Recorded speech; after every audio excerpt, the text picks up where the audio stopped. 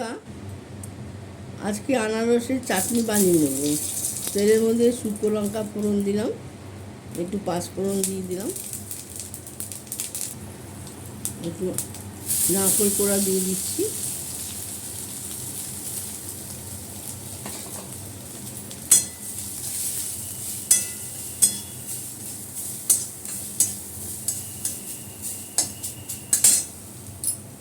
এই যে আনারস সিদ্ধ করে চটকে নিয়েছি, এটা একটু দিয়ে দেবো।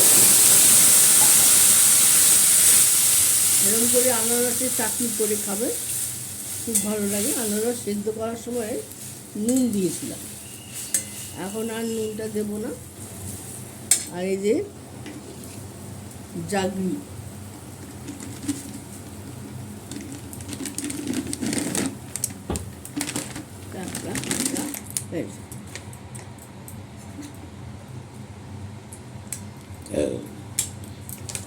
এই যে একটু জাগরি দিয়ে দিচ্ছি।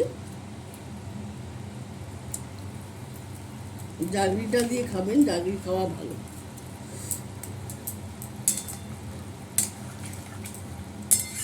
লাইক শেয়ার কমেন্টস করে দেবেন। ফেসবুক থেকে দেখলে পেজটা ফলো করে দেবেন, আর ইউটিউব থেকে দেখলে একটু সাবস্ক্রাইব করে দেবেন।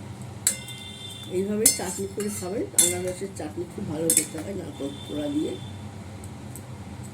ছোটো ব্লগ, আমি ব্লগটা এখানে শেষ করলাম।